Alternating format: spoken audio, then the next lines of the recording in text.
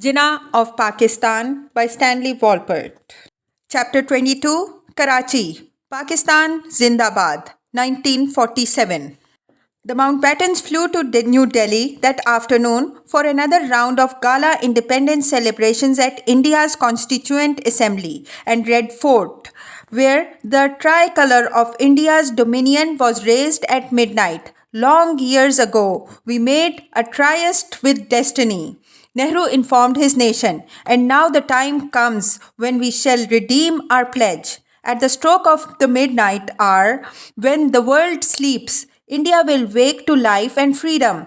A moment comes, which comes but rarely in history, when we step out from the old to the new, when an age ends, and when the soul of a nation, long suppressed, find utterance. The next morning, Radcliffe's awards were revealed and all celebration ended. Then the slaughter began. In and around Amritsar, bands of armed Sikhs killed every Muslim they could find, while in and around Lahore, Muslim gangs, many of them police, sharpened their knives and emptied their guns at Hindus and Sikhs.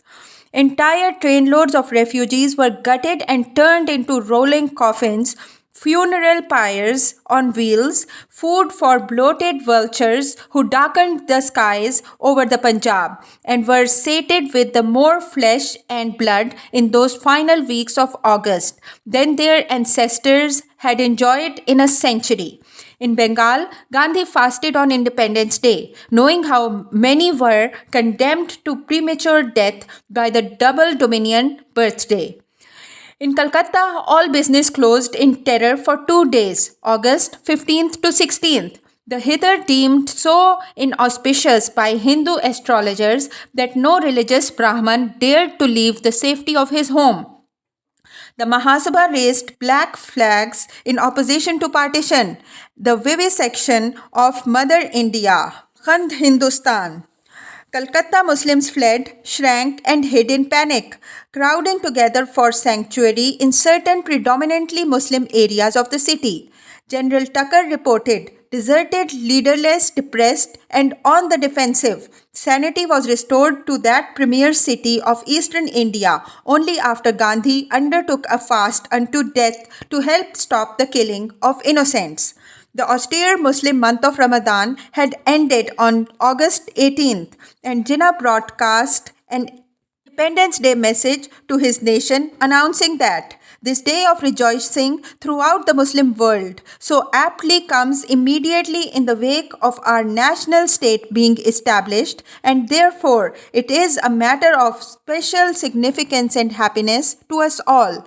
I fervently pray that God Almighty make us all worthy of our past and hoary history and give us the strength to make Pakistan truly a great nation amongst all the nations of the world. No doubt we have achieved Pakistan, but that is only yet the beginning of an end. Great responsibilities have come to us, and equally great should be our determination and endeavor to discharge them. But the strength had gone out of him. He could carry on only longer and longer interludes of rest in his lonely west wing of the government house, where only Fatima, the secretaries, and servants were permitted. Fatima saw it most clearly. She alone was close enough to see that. Even in his hour of triumph, the Qaid-e-Azam was gravely ill. I watched with sorrow and pain. He had little or no appetite and had even lost his ability to will himself to sleep. All this coincided with reports from both sides of the border of harrowing tales of massacre, rape, arson, and looting. He began his day discussing these mass killings with me at breakfast, and his handkerchief furtively often went to his moist eyes.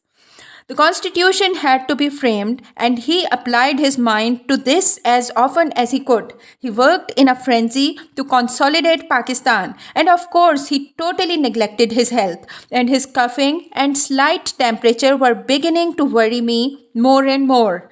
At my insistence, he agreed to be examined by Colonel Rahman, his personal physician, who diagnosed a slight attack of malaria. The Qaid, who had an aversion to medicine, said, "I don't have malaria, I am just run down." Asked to rest, he replied flatly, "I have too much to do." He did not, in fact, have malaria. He had consumption, soon to be compounded by cancer of the lungs. In Karachi, his working day usually started at 8:30 a.m. when he seated himself behind the Lago table on which his papers were stacked, with his tin of Craven Ace cigarettes always at his fingertips and his box of high-quality Cuban cigars, the aroma of which also pervaded the room. Jinnah's aide-de-camp, Brigadier Hussain, recalled. Jinnah's frugality had been, of course, well known, but since the birth of Pakistan, he had better reason perhaps than ever to guard each rupee, for he found, as he told Begum Shahnawaz, only 20 crores, 200 million rupees in the treasury and nearly rupees 40 crores of bills lying on the table. Nor was India willing to part with substantial funds vouchsafed to Pakistan by the formula agreed upon for sharing all pre-partition assets of the British Raj. Patel and Baldev were specially loath to arm Pakistan with the wherewithal to fight India, whether in the Punjab, Sindh, Kashmir or Bengal. Jinnah knew how precarious Pakistan's position, like his own health, was, and issued a statement to the press on August 24, 1947, urging calm in the face of the grave unrest created by the daily news of the outrages perpetrated against Muslims in the India's East Punjab.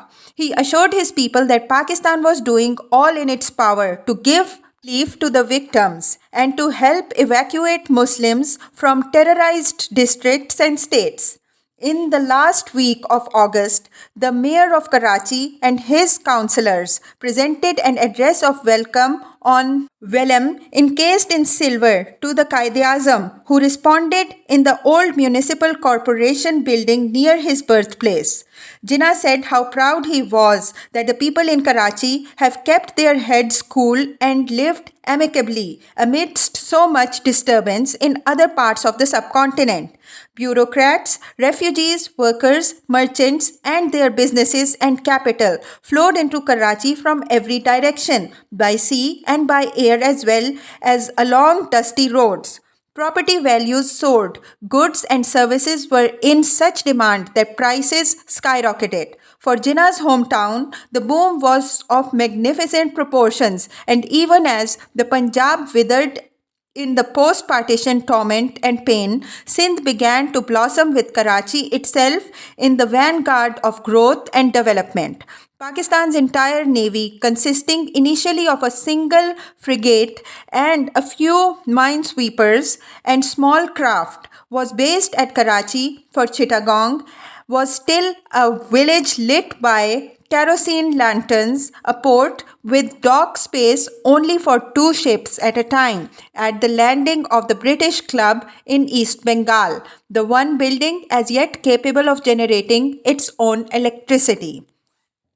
Even as remoteness from the Punjab border offered Karachi breathing space in which to prosper, proximity left Lahore a shambles, the target of endless streams of destitute refugees, much as Amritsar and Delhi then became.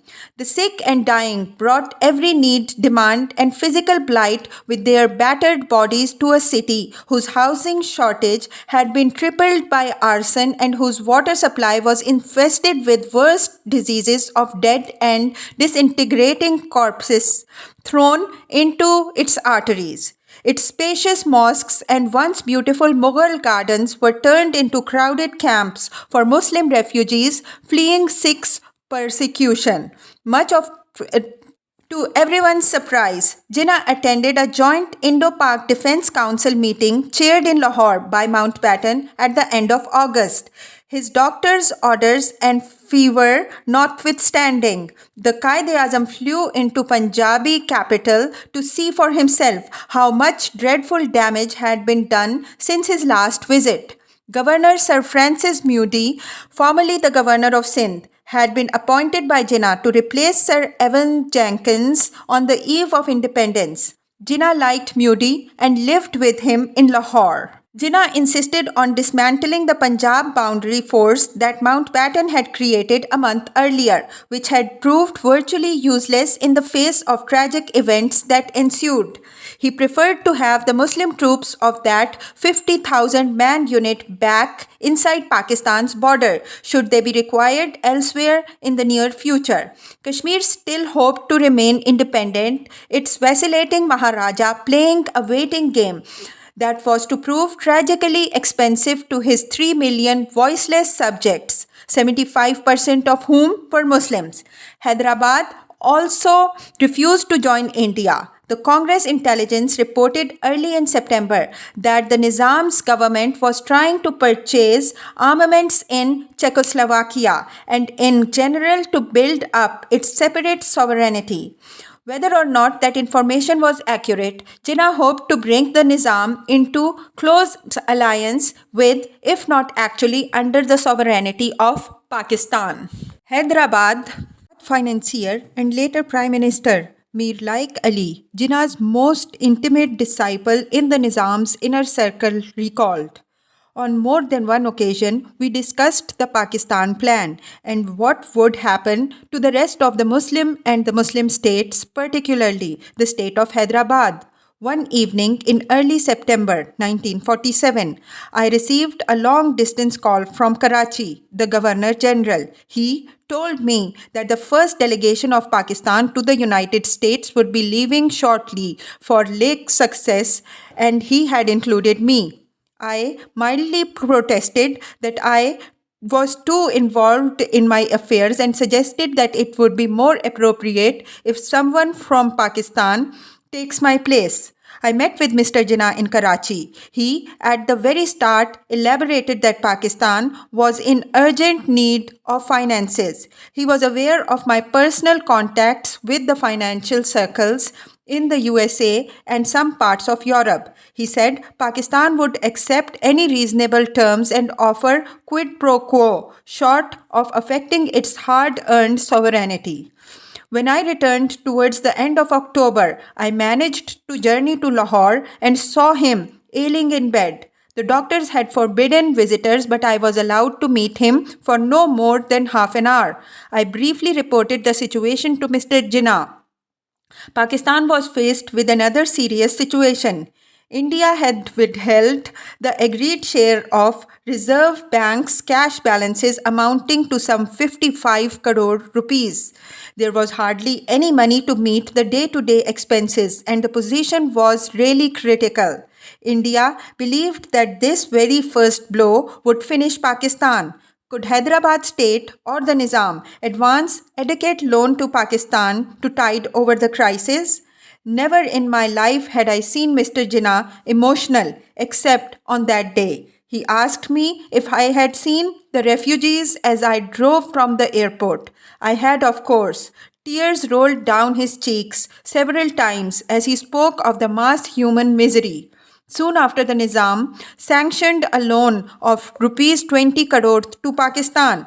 Mr. Jinnah lost no time in publicly announcing that Pakistan had received a loan of that sum from Hyderabad and had no further financial problems. The leaders of India were just wild and furious over it.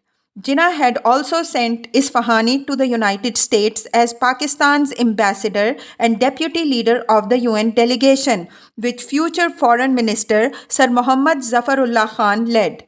Isfahani purchased a building in Washington for $150,000 to serve as Pakistan's chancery and wrote Jinnah from New York in mid-September to report having met the top executives of General Motors Company, who have taken prompt note of your requirement of a Cadillac super limousine. General Motors has assured me that the arrangements would be made for the delivery of the car at Karachi as soon as possible and will override all prior bookings. In regard to the special aeroplane, my friends and I have contacted some leading manufacturers. I hope you are keeping good health. The super limousine cost 6,000 US dollars and was Cavern Green. A converted B-23 Beechcraft was to cost more than the embassy building, so Jinnah decided on a Vickers Armstrong instead, the price of which was not unreasonable. Jinnah ordered Liaquat to move his cabinet secretariat to Lahore in September and joined him there the following month as relations with India deteriorated to the point of virtual war. Armed convoys of Muslim refugees leaving India could pass through hostile Sikh territory only with special instructions from Nehru and official Indian escorts. Ismay flew to Karachi in mid-September to meet with Jinnah for no less than 11 hours during his 2-day visit, reporting himself to have been the first guest at the government house since the 15th August, winning over Jinnah enough to be called a good fellow by Quaid-e-Azam to his face. But the more disturbing part of Ismay's report to his chief was that Jinnah was full of wrath against Congress, saying that he could not understand these men's hatreds and was beginning to feel that there was no alternative but to fight it out. The Muslim Nawab of Junagadh, a small princely state on the coast of Kathiawar, acceded to Pakistan that September, though his domain was surrounded by India and the vast majority of his state's population was Hindu. The apolitical Nawab's shrewd diwan was Sindhi landlorder Sir Shah Nawaz Bhutto, the enterprising father of Pakistan's late Prime Minister Zulfi Bhutto, who drafted the documents of accession and personally delivered them to Jinnah. Nehru and Patel were outraged when they learned of Junagadh's treachery and delayed martial invasion only till November, driving Muslim courtiers like the Bhuttos to sail from Veerawal port to Karachi with their treasure and talents placed at Pakistan's service.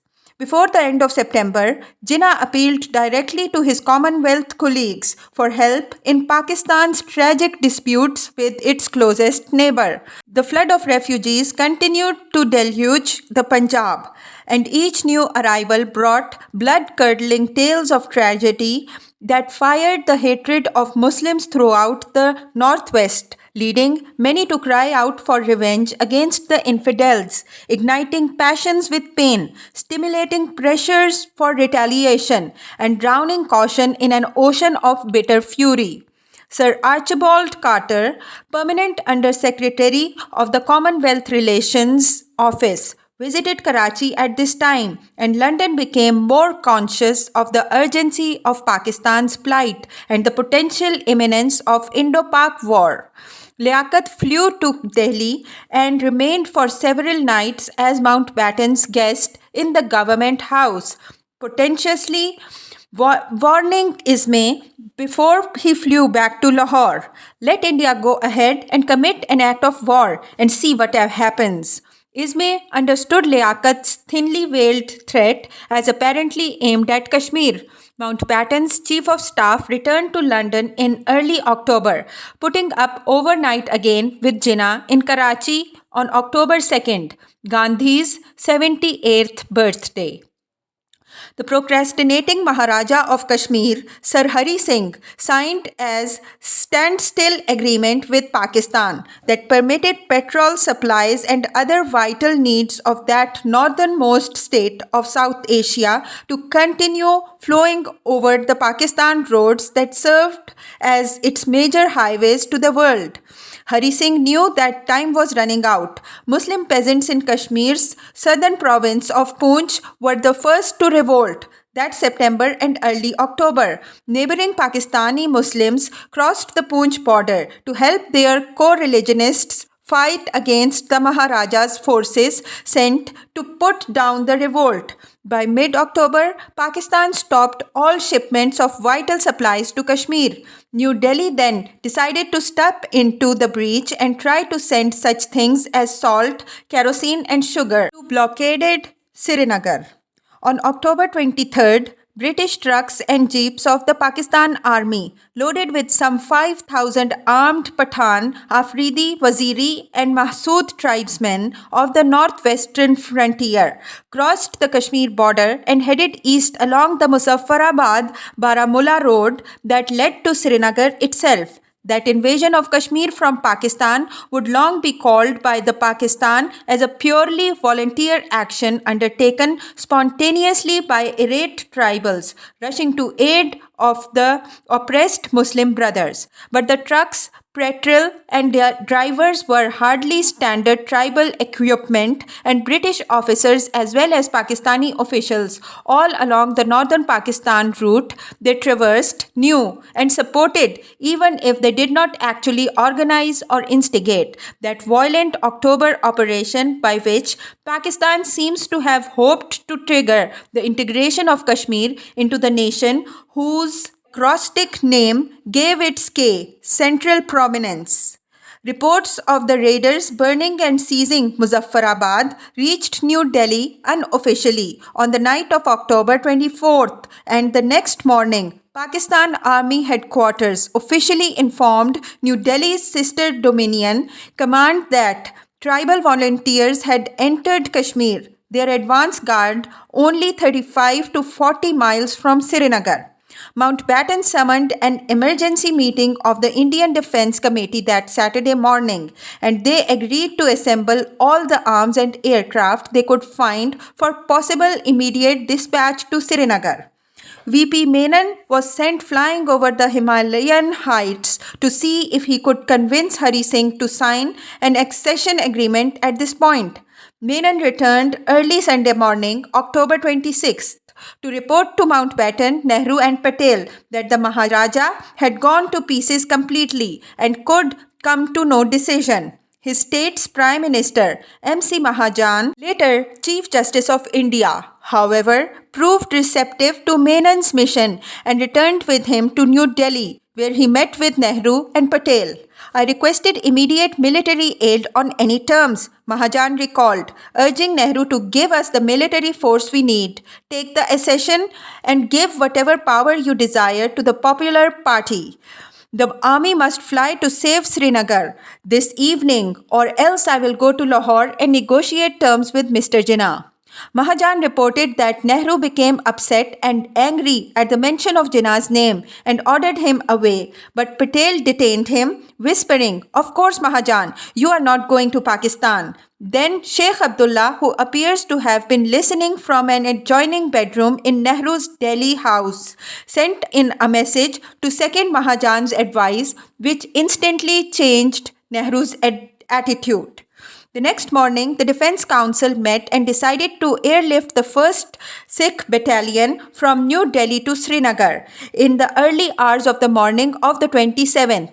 Mahajan wrote, "I could hear the noise of the planes flying over Sardar Baldev Singh's house, where Mahajan spent the night, and carrying the military personnel to Srinagar. At about 9 a.m., I got message from Srinagar that troops had landed there and had gone into action. On receipt of this message, I flew to Jammu with Mr. V.P. Menon. Mr. Menon and myself met with His Highness Hari Singh, had driven down from Srinagar the previous night to his winter capital, at the palace. After some discussion, formal documents were signed, which Mr. Menon took back to New Delhi. I stayed at Jammu. This was a narrow shave." Mahajan's autobiographical account of this most important sequence of events is at critical variance with previous reports published by V.P. Menon and others close to Nehru and Patel and associated with the government of India at that time. Menon insists that Kashmir's instrument of accession was signed and delivered to New Delhi before any Indian troops were flown into action in Srinagar. Mahajan reports the reverse. The actual sequence is of more than academic interest, since India's claim to Kashmir was, in legal terms, based on having secured a legitimate instrument of accession prior to airlifting any troops into the valley. Mountbatten, of course, understood that the risk of Pakistan also sending troops would be considerable. And if that occurred, then the two Commonwealth armies, each trained and led by British commanding officers, would have had for the first time in history to face one another on the field of battle. It would have been so ignominious, so utterly intolerable a conclusion to his last chukka in India that Mountbatten had to move heaven and earth to avoid so tragic a denouement. He had in fact assembled over 100 transport planes, civil as well as military, at Delhi's airport with less than a day's notice and packed India's best Sikh regiment inside those planes, fueled up and kept ready to take off before the dawn of October 27th. All that he lacked was the signed accession, which would, he rightly reported to his royal cousin, fully regularize the position and reduce the risk of an armed clash with Pakistan forces to the minimum. I shall relate a little further on how lucky it was that this accession was accepted. The crisis situation Mountbatten faced during that last terrible week in October obviously did not permit the luxury of holding a plebiscite or referendum. The tribes were burning, looting, raping, shooting, and within a clay's march of Srinagar, where hundreds of thousands of people were virtually unprotected, or as Mountbatten quite accurately put it, time did not, of course, permit the will of the people being ascertained first, prior to lifting those guardian troops over the Himalayan wall that separated Delhi from Srinagar. By the same token, then, should time permit, the indecision of an autocratic Maharaja who had gone into pieces, fled Srinagar, and abandoned his own subjects to a fate worse than death, to stand in a way of their salvation. Even after this decision had been reached, Lord Mountbatten and the three British Chiefs of Staff of the Indian Army, Navy, and Air Force pointed out the risks involved in the operation. VP Menon reported, but Nehru asserted that the only alternative to sending troops would be to allow a massacre in Srinagar, which would be followed by a major communal holocaust in India. Moreover, the British residents in Srinagar would certainly be murdered by the raiders, since neither the Pakistan commander-in-chief nor the supreme commander was in the position to safeguard their lives. What else could Lord Mountbatten possibly have done in the face of such dire warnings, threats, and advice? To hesitate for even an hour might have proved fatal to as precarious an operation. On October 27th, as soon as the Governor-General Jinnah learned of India's airlift to Srinagar, he ordered his acting British Commander-in-Chief, General Sir Douglas Gracey, to move two brigades of the Pak Army into Kashmir, one from Rawalpindi and another from Sialkot. The Sialkot army was to march to Jammu, take the city, and make the Maharaja a prisoner. The Rawalpindi column was to advance to Srinagar and capture the city. Such strategic action could have secured Kashmir for Pakistan while saving Srinagar from tribal anarchy.